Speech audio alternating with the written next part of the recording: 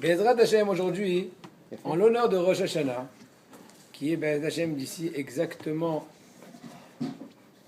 48 heures plus ou moins, c'est pas à y croire, et c'est vrai, d'ici 48 heures, on va tous Bezrat Hashem passer dans le jugement, un peu plus de 48 heures, parce qu'on parle de la journée de Rosh Hashanah, là on est jeudi, Bezrat Hashem, voilà, un peu plus, et voilà que Bezrat Hashem on se prépare pour la fête de Rosh Hashanah, c'est aussi une fête, et maintenant que Baruch Hashem, en fait, la Torah de Rabbeinu, dans laquelle on s'est arrêté l'autre fois, c'était la Torah Yud Dalet, la Torah 14. On va quand même faire un récapitulatif de quelques instants afin de pouvoir déguster l'explication midrashique de Rabbeinu dans une certaine Agada. Agada, une histoire de la Gemara qui est a priori très bizarre dans la compréhension même littérale des termes de cette Agada.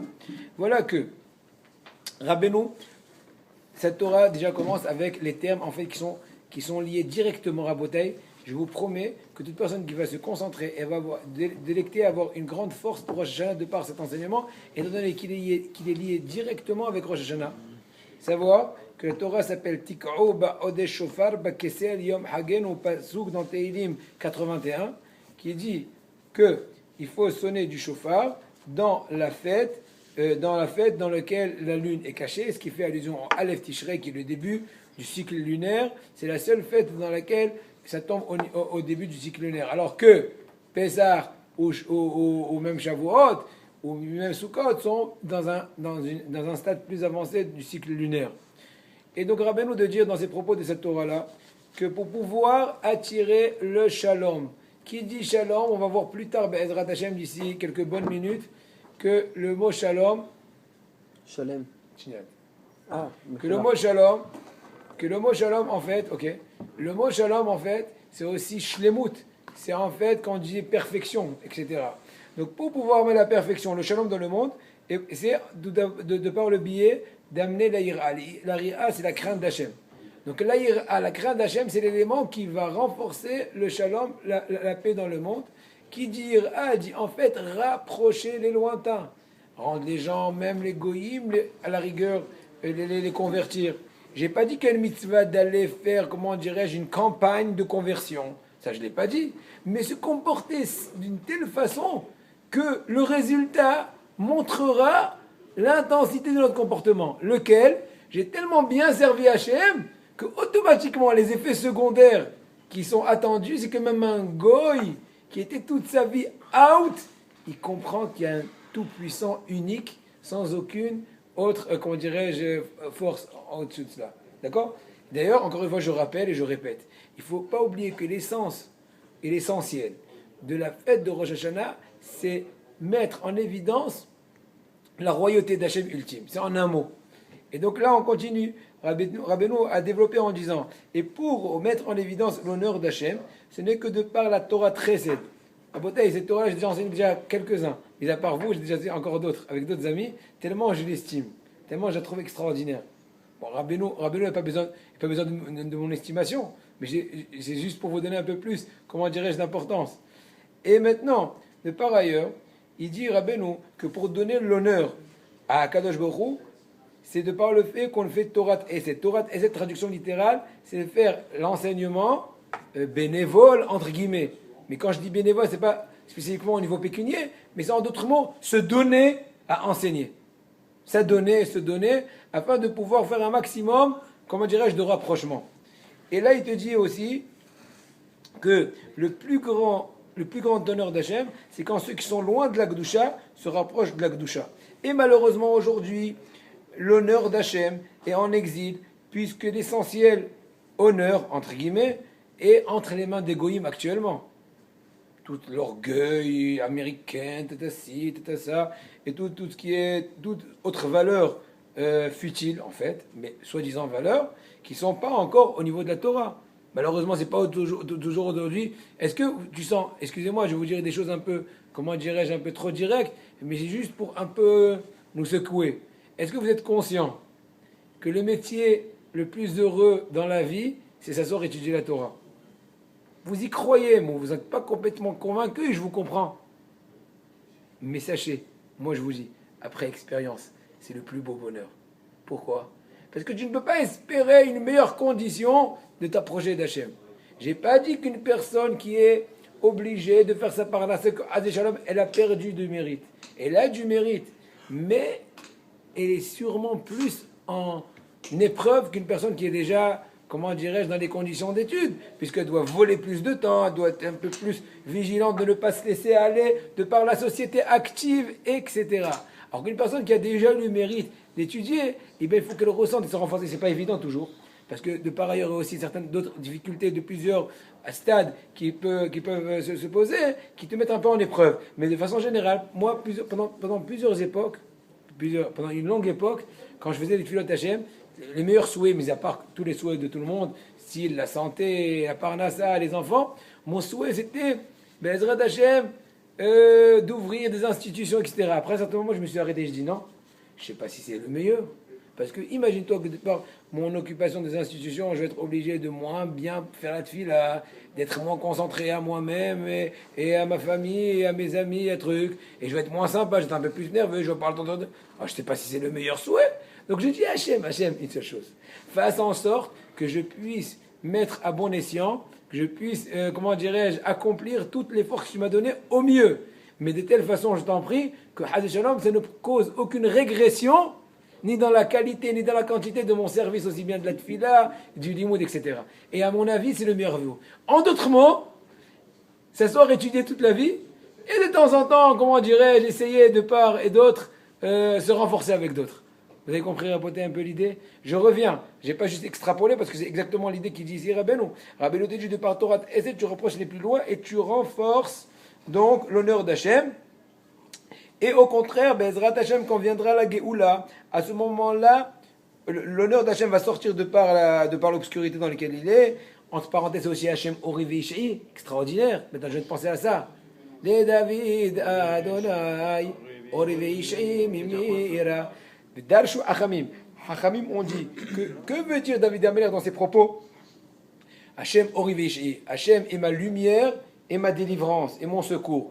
Hachamim ont dit, c'est ma lumière à Rosh Hashanah et c'est ma délivrance à Kippour. Parce qu'on a besoin de sa lumière au début de l'année. Hillel, on a besoin de la lumière d'Akadosh au début de l'année. Et on a besoin de la délivrance d'Hachem le jour de Kippour, le jour du grand pardon, afin de pouvoir se reprendre à zéro et se nettoyer. Oui.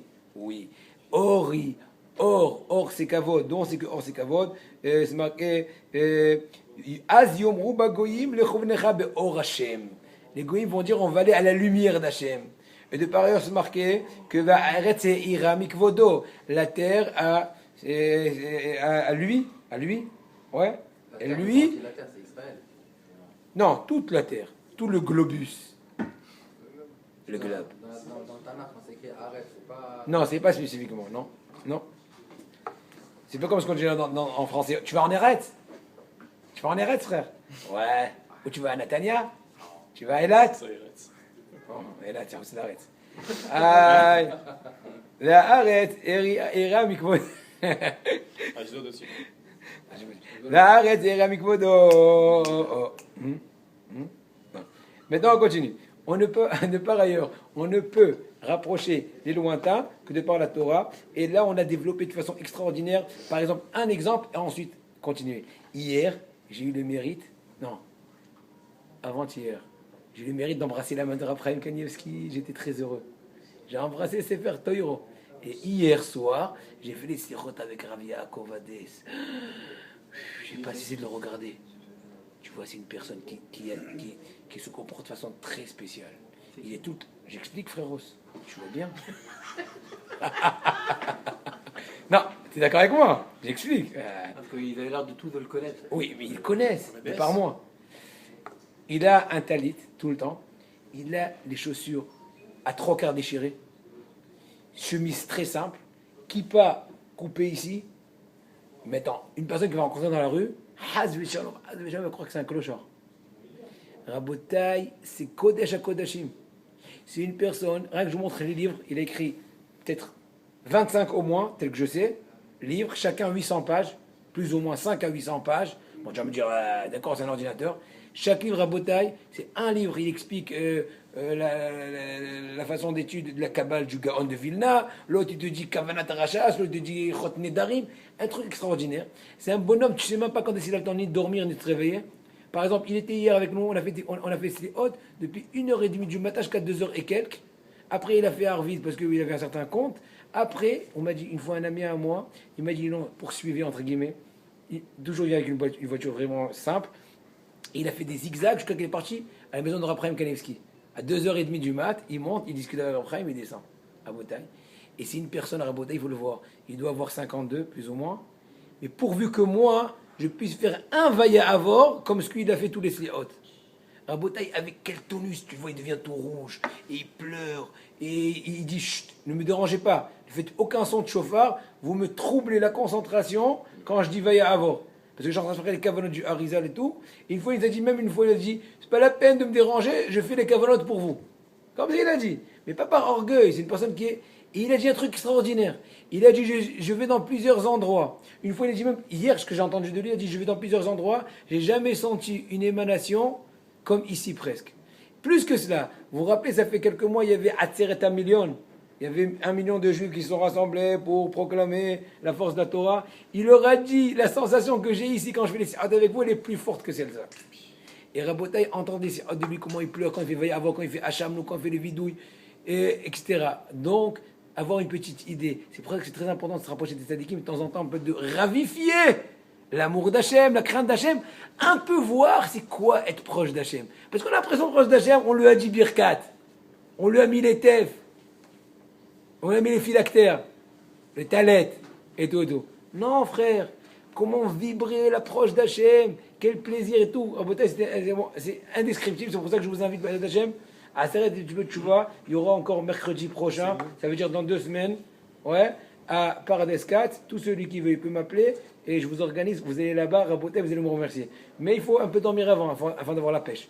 Maintenant, on revient à notre musique. Donc le but, c'est de renforcer, c'est marqué, voilà, proche de tout ça, c'est marqué Motzi Yakar Mizolet Kefiti, un pasouk dans Yirmiya. C'est quoi Motzi Yakar Mizolet Kefiti? Traduction littérale, une personne qui fait sortir le bon du mauvais. Yakar, c'est le bon. Le mauvais, ça veut dire qu'une personne qui, entre guillemets, qui rapproche les lointains. Akadosh Baruch Hu lui promet Kefiti, cela veut dire ta bouche sera comme la mienne. Ça veut dire que tout ce que tu décréteras sera accompli. Pourquoi Rabotai? Ça, c'est pas marqué dans Rabbeinu, mais moi je vais vous dire pourquoi je pense. C'est marqué qu'un grand tikkun pour les mauvaises pensées, c'est d'essayer de dire un chidouche dans la Torah de Rabbeinu.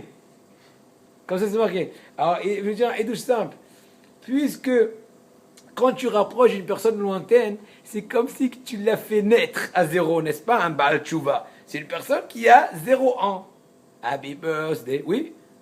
Donc, dans un certain sens, tu te rapproches, si l'on peut dire, de la faculté ou de la puissance d'Hachem.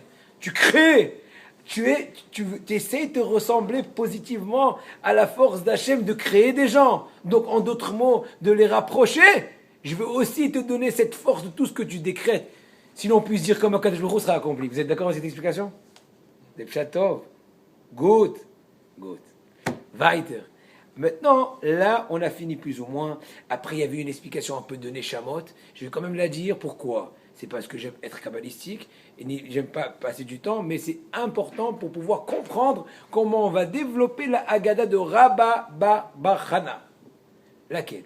Il te dit qu'une personne, je dis ça très, très bref, celui qui est intéressé, il peut voir dans le cours d'avant.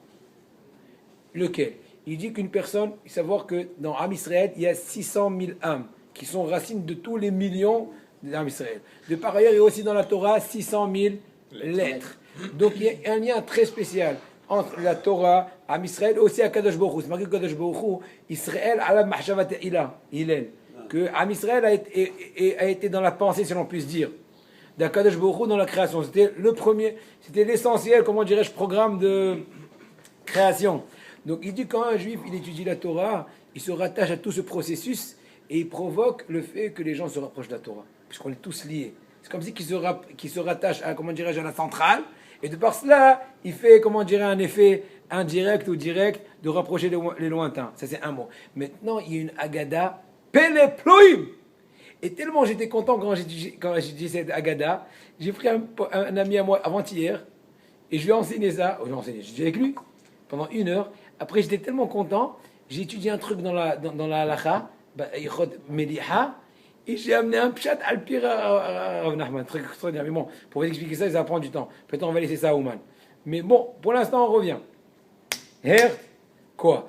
Il dit, Rabba Bar Chana, je le répète, jusqu'à la Torah d'Israël, jusqu'à la Torah Tetvav, 15. Il dit, Rabbeinu à la fin, Baruch Haboher Ba'adat Mimana, Shel Ko Azalan Ushmoa Pelaot Ka'ede Al Ma'amade Vavahana. Que Rabbeinu lui-même te dit que je remercie Hachem qui m'a aidé à dévoiler tous les secrets des Agadot de Rabba Vavachana. Rabba Vavachana, c'était un émora, un rave de la Gemara qui a promis à Rabbi Nachman que s'il s'y met dans ces fameuses Agadot, dans ces histoires qui sont racontées dans la Gemara, dans le 6e période de Baba Batra, il lui a promis qu'il va lui dévoiler le fin fond de ces Agadot. Et maintenant, Rabbeinu, après toute cette longue introduction, que là, il a pris quelques minutes, et l'autre fois, ça a pris 40 minutes, alors il va expliquer une Agada un peu, comme ce qu'on dirait en français, Pessus, laquelle. Il dit que, voilà, qu'un jour, j'ai vu un Urzila. Urzila, traduction, c'est un mot araméen, c'est une comme Re'em Ben Ehad. C'est quoi? C'est une licorne, d'accord? Un truc comme ça? D'accord? Une espèce de licorne, d'accord. Et qu'est-ce qu'elle avait? Barioma, elle venait de naître. Elle avait bébé. Mazal Tov, Tov. Elle n'était pas un bébé, c'était un gros bébé. Parce qu'il était aussi grand que le monde Tavor. Et le monde Tavor, combien il faisait? La Gemara a dit, il faisait 4 parsaot. Plus ou moins 4 km, plus ou moins, je n'ai pas fait le calcul comme vous voulez, mais qui sont beaucoup de mètres. Maintenant, Bemashra, de par ailleurs, la longueur de son cou, de ce fameux, comment on l'appelait, des corps, elle faisait 3 parsaot. Encore une fois, une espèce de 3 km, un truc comme ça. Ok.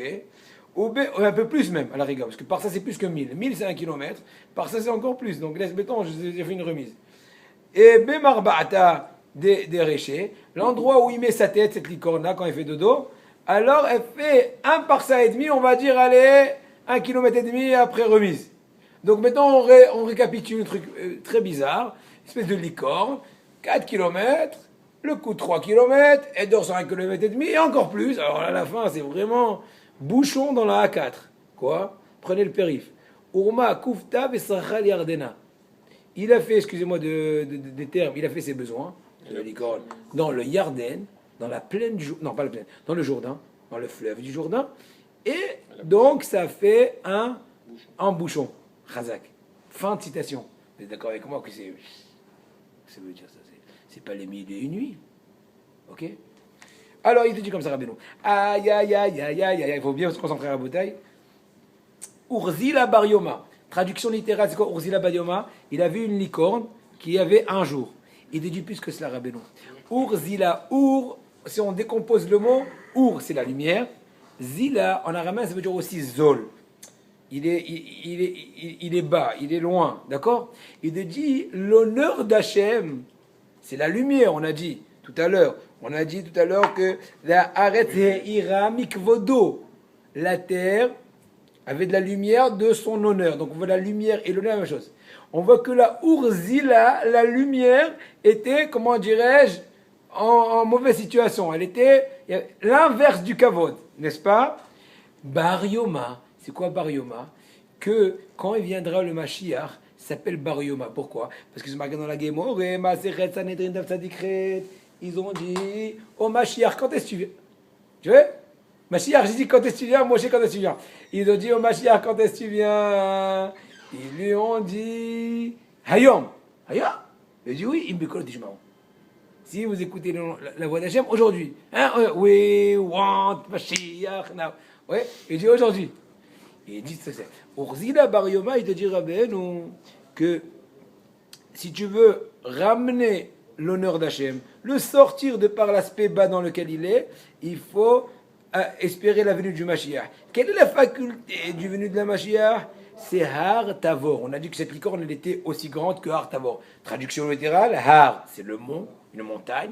Tavor, c'est le nom de la montagne. Aïe, aïe, aïe. Har, ça fait allusion à l'orgueil. Il Il n'y a pas plus orgueilleux que la montagne. Vous connaissez très bien le Midrash qui raconte que les montagnes ont lutté, Artavor, Arzé, jusqu'à que Sinaï, qui était le plus modeste, a eu le mérite d'avoir la Torah, n'est-ce pas? Vous connaissez ça? Et Hasra. Très bien. Artavor, la montagne, ça fait allusion à l'orgueil. Tavor, en araméen, dit Tavra, c'est casser. Il faut casser l'honneur. Ça veut dire quoi l'honneur? L'honneur propre à toi. On avait dit tout à l'heure, l'autre fois plutôt, et je n'ai pas mentionné tout à l'heure, que pour que la Torah soit si forte de pouvoir rapprocher les plus loin, il faut qu'elle soit étudiée avec modestie. Vous entendez? Donc modestie, c'est l'inverse de l'orgueil. Comment on atteint la modestie? C'est quand on se soumet à plus grand que soi, à égal, à plus petit, et même des fois par rapport à soi-même, se rapetir, ne pas toujours se gonfler. Même si c'est des bonnes vertus, de dire peut-être que je ne les utilise pas assez bien, etc. Et là, il te dit un truc extraordinaire. Il te dit maintenant, en brisant ton honneur, donc tu es plus favorisé à étudier la Torah à bon escient pour pouvoir ramener l'honneur d'Hachem. Oui, je continue.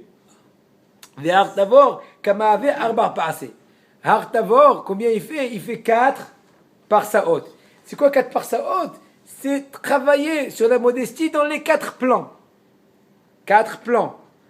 On a dit par rapport à plus haut que moi, je sais pas, plus bas, etc. Les 4 points. Maintenant, il continue de dire, il dit, Mashra Savrit la tapar, c'est aïe, aïe, aïe, aïe, aïe. Il dit maintenant de par ailleurs, quelle est la longueur de la licorne, son cou? Il te dit, il est oimer, heve mital midav shela. Gamani, je sais que j'ai l'autre. La matalo shomeroti. Par rapport à ça. Si ça représente l'orgueil, le Montabor, on sait très bien, ça on le sait. Allez-y. Alors, quand il va y avoir la bagarre avec le Léviathan, que représente le Léviathan à ce moment-là? Ah, Hazak. Il faut une autre théorie pour ça.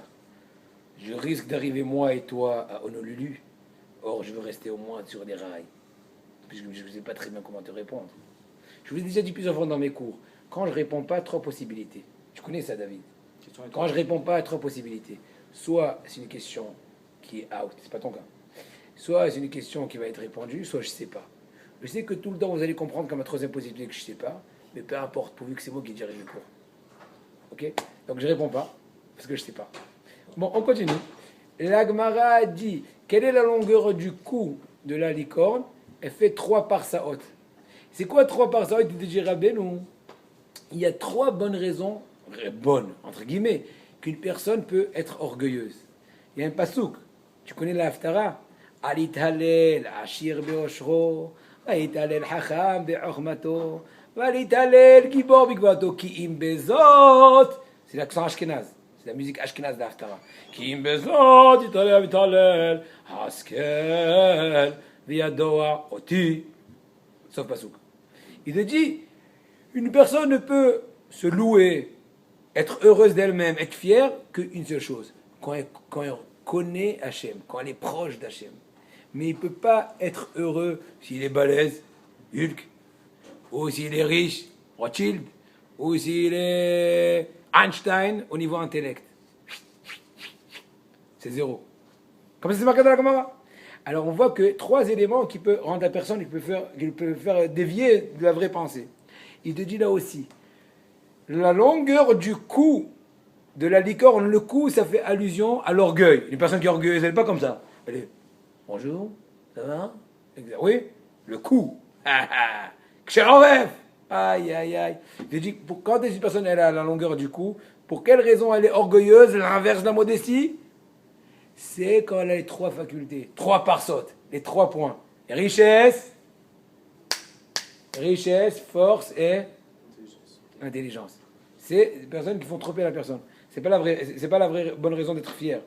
Mais il dit comme ça. Ou bemarbata derech par ça ou pas. Le gars là c'est un peu plus compliqué. Il te dit c'est quoi? On a dit tout à l'heure quand elle met sa tête, la licorne, alors c'est 1 par ça et demi, n'est-ce pas? Oui. Qu'est-ce qu'une par ça et demi? Il dit quand on met la tête dans le lieu d'or, ça fait allusion à l'engendrement de Neshamot, qu'on a expliqué l'autre fois. On a dit quand tu dis la Torah, tu te rattaches aussi 100 000 lettres et tu fais en sorte qu'il y ait un certain engendrement, n'est-ce pas? Si on peut dire. Tu engendres. Maintenant, il dit aussi, il te dit quand une personne, de par sa Torah, après qu'elle a cassé la gava et elle est au contraire modeste, comme je l'ai expliqué tout à l'heure, des 4 points modestie, etc., alors quand elle engendre, elle a deux points. Un, par ça, va eti. Par ça, c'est complet, va eti, c'est moitié. Par ça, c'est des enfants à lui naturels. Il a étudié la Torah à bon escient, alors il arrive à détacher une neshama forte. Donc c'est par ça, c'est entier, c'est 100%. Mais Archéti, c'est les élèves, ou c'est les guérim, que de par sa Torah, il les a rapprochés, mais ils sont encore, ils ont des difficultés de pouvoir se détacher, se laver de leur passé. C'est bien connu, Rabotai, que dans le Navi, quand on fait allusion aux fautes, on les appelle les abyssales. Hasiru, Abegadi, Matsoim, Alavei, Hasiru. Par rapport à Yeshua Kohen Gadol, il a vu dans sa nevoie qu'il avait des abyssales, on dit enlevez-le, etc., etc. C'est quoi? Ça fait allusion aux... Aïe, aïe, aïe, aïe, aïe. Il te dit maintenant plus que cela. Il te dit que maintenant, un truc extraordinaire. Il te dit que ce fameux licorne, elle a fait ses besoins. Donc on a dit dans le fleuve du Jourdain. Et il y a eu donc un espèce de blocus. Qu'est-ce qu'il veut dire par là? Très extraordinaire. Il te dit qu'est-ce qui empêche ces guérims de se rapprocher complètement? Ils ont besoin de beaucoup de travail. Il y a beaucoup de méniotes. C'est leurs habits. Ça fait allusion à la gada dans les excréments. C'est la avonot. Puisque cela, quelle est la limite entre Eretz Israël et Chutz La'aretz? Quelle est la limite? Le Jourdain. Du côté est. Du côté est. N'est-ce pas? Donc ça fait allusion que quand tu veux rentrer dans la Gdusha, tu veux sortir de Chutz La'aretz, tu veux sortir des endroits qui sont loin du service divin, tu veux te rapprocher d'Eretz Israël, il y a le Jourdain qui est là, qui est la limite. Et c'est ça, en fait, le fait que cette licorne a fait, entre guillemets, excusez-moi des termes, ses besoins dans le Jourdain, pour te dire que tes fautes t'empêchent de passer la frontière. Vous avez compris, Rabotai? T'as compris, Dan? Je répète, le fait que la licorne a fait ses besoins dans le Jourdain, c'est comme pour dire tes fautes, donc les excréments, excusez-moi du terme, sont eux la véritable raison qu'il y a eu bouchon dans la 5, prenez le périph'. Mais le problème, c'est qu'on prend le périph'. Et encore ici, dans l'autoroute, tu sais qu'on prend le périph'. Mais là, au niveau spirituel, il faut avoir une personne, il faut avoir un vrai GPS, pas iPhone. Un vrai GPS qui va t'expliquer comment prendre le périph' pour pouvoir, oui, rentrer dans la Gdusha. Vous avez compris la bataille? Alors, on continue encore. Combien on continue encore? 2 minutes ou on s'arrête? C'est vous qui décidez. 2 minutes. Voilà. Donc, si c'est comme ça, je vais vous dire une halakha que j'ai dit à Chidouche à moi, Be'ezrat Hashem. Mais il faut être réveillé. On a une halakha, regarde, imaginez-vous, j'ai une espèce d'ustensile. J'ai mis un bout de viande, cachère. Ok. Et après, au-dessus, j'ai mis un bout de viande salée, mais taref. Je sais pas, de la viande, de chameau. Excusez-moi. Maintenant, cette viande-là, même si elle est au-dessus, vous entendez? Et même si elle est grasseuse, et même si elle est salée, a priori, ce sont tous des bonnes raisons, a priori, de faire rentrer du goût dans tout le bout de viande. Vous savez très bien, Rabotai, que la faculté du sel, selon plusieurs décisionnaires, c'est pas non seulement d'extraire le goût ou le sang qui est dans un certain bout de viande, par exemple, mais c'est aussi de faire re-rentrer dans un bout de viande à proximité. Donc, a priori, puisque G, c'est quoi G? La force d'attraction. C'est combien G? 9,7? Attends. La force d'attraction. Vous savez pas ce qu'est la force d'attraction? 9. Oh, tu t'en fiches. Voilà. Bon, d'accord. Il y a la force. Vous savez ce qu'est la force d'attraction? Oui, ça vous savez. Donc, même s'il y a a priori la force d'attraction qui favorise le fait que le bout de trèfle va faire rentrer des graisses, j'en sais rien. Et aussi, c'est graisseux. Une chose qui est graisseuse, elle est plus, comment dirais-je, elle est plus favorisée à faire rentrer. Et elle est aussi salée. Il faut savoir que le sel, dans plusieurs halachot, il y a une faculté comme une espèce de cuisson, dans plusieurs effets.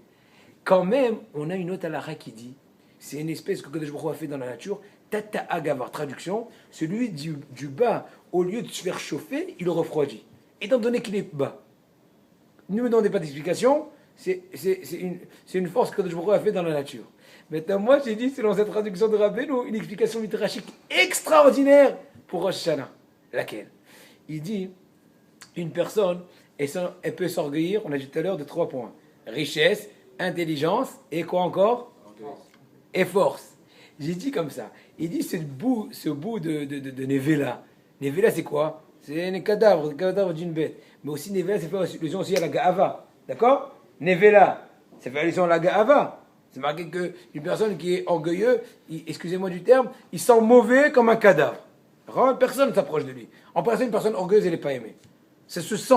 Même si il n'a pas frimé sur toi, mais tu sens. Il est repoussé. Mais il dit, même si ce bout de viande qui est Nevela, il est au-dessus de toi. Toi, le petit bout de viande cachère. Un. Deuxièmement, donc c'est quoi au-dessus de toi? C'est Gibor. C'est marqué dans la Gemara quand même, je ne me rappelle pas l'exemple de la Gemara, mais plus ou moins, même si tu as un petit oiseau qui est au-dessus d'un éléphant, et bien l'éléphant il a une certaine crainte. Pourquoi? Parce que la situation c'est comme le catch, ça dépend qui est au-dessus de truc. Tu as déjà vu un match de sumo? Voilà. Alors il dit ça c'est le cas de Gibor. Hacham, c'est le melah. Melah, c'est le sel. Mais en hébreu, memoulah, c'est aussi une personne qui est rusée, qui est donc intelligente. Troisième et dernier point, elle est graisseuse, n'est-ce pas? On a dit celle dessus, c'est quoi? Vaishman Yeshurun Vaivat. Il est riche, il a rempli sa panse. Et je dis, quand même, tu n'arrives pas à influencer sur la personne qui est modeste, qui est cachère, qui est en bas, etc., etc. Le cours est fini. Et bien déjà, nous vous souhaitons Shana Tova. On vous remercie à tous. Ben, le prochain cours sera ou mercredi ou jeudi, ça dépend quand je vais atterrir. Mais de toute façon, il y aura du monde ici mercredi. J'ai apporté le billet. Ok. Ah, je vous ai fait la feuille. Merci.